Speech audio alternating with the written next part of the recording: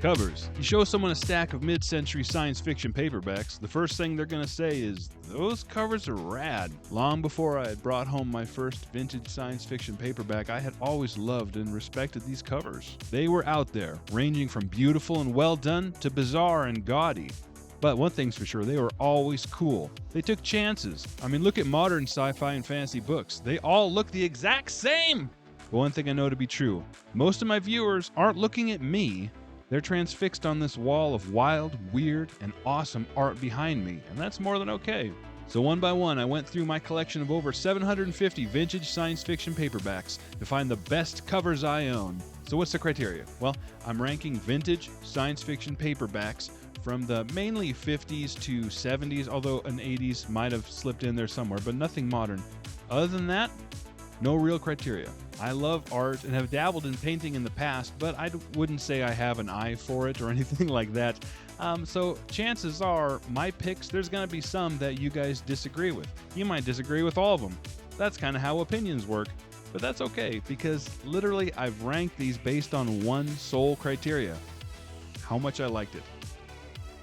And that's very subjective, even to myself, even cover to cover, because some of them I like them because they make me feel something, and others just might be technically masterful. Yet another might pique my interest in some special way, or might expand my mind and open up my mind to new possibilities. All of these things are what science fiction is known for. So without further ado, here are my top 10 vintage science fiction book covers, and The Iron Cage by Andre Norton. Charles McCulloch starts things off with a stunning wraparound cover with geometric patterns and muted colors set up against a stark white that these characters are facing. The boy here is curious, but his ghostly skin tone and alien collar tell us that something may be off. Likewise, I love the girl on the back, just reclining on a rock without a care in the world. Carefree innocence in defiance to the harsh title of this book. The juxtaposition of tones makes me want to read this.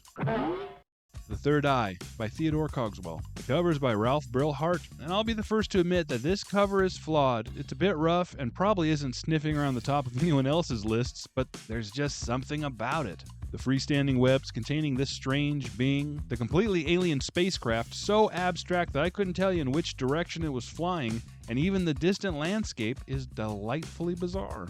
When I first started collecting vintage paperbacks, this was one of the first books I purchased, so maybe I just have a soft spot for it, I'm not sure, but I mean, agree or disagree, everybody can agree that this is memorable.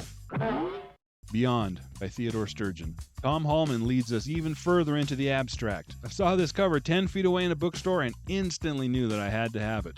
It begs questions and gives no answers, only a promise. As we see our sky through an open portal below, we know that whatever this is, or whatever this represents, it has passed beyond the familiar. The tagline says, "Voyages to the limits of wonder, love, and terror," and I believe it.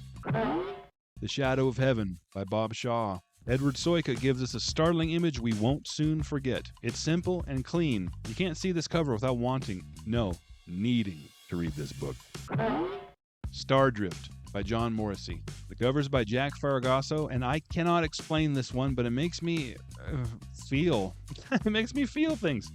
Despite the oversized space rifle, there is something calm and peaceful about this image. Perhaps it's the pastel rainbow fog, his serene expression, or the warmth of the rising sun. Like I said, I can't explain it. Try as I might, I couldn't remove this book or even drop it down lower off the list. For whatever reason, I just love it.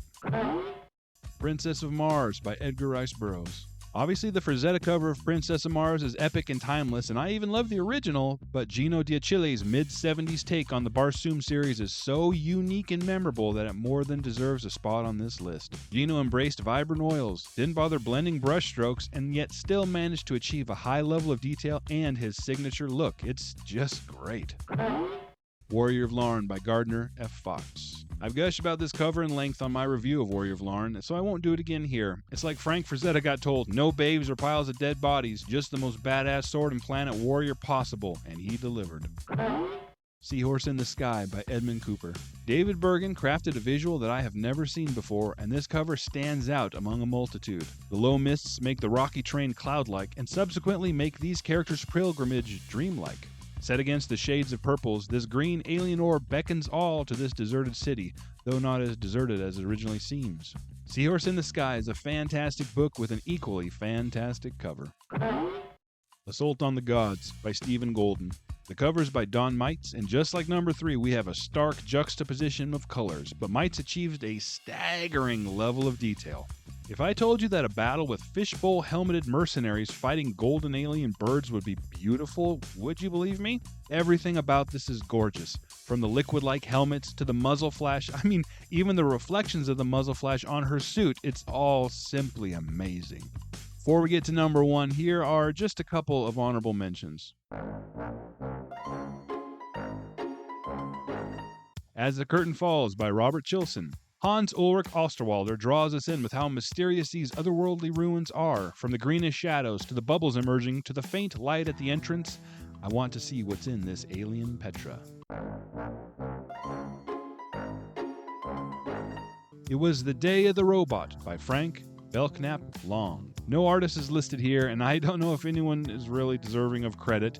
It's objectively nowhere as good as anything else on this list, or probably not as good to be on anybody's list, but there's a delightful pulpiness about it that I love. I'll admit this is a guilty pleasure pick. Star Rider by Doris Basurcia.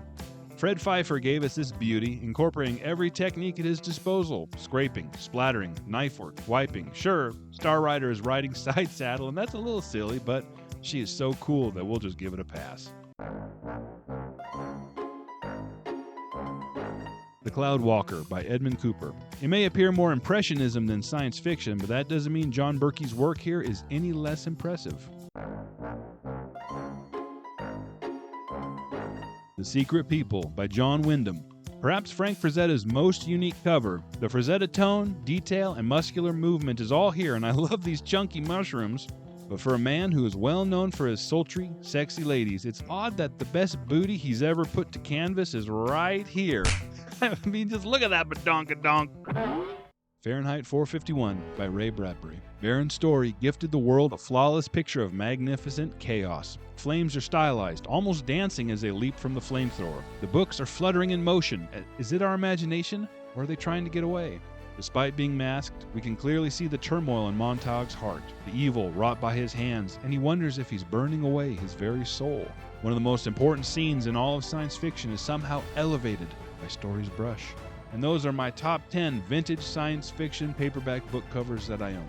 Do you guys agree with my list? What would you have put in this list? Please let us know in the comments. Maybe we'll run this back in a year, because I'm sure at that point the list will probably have changed.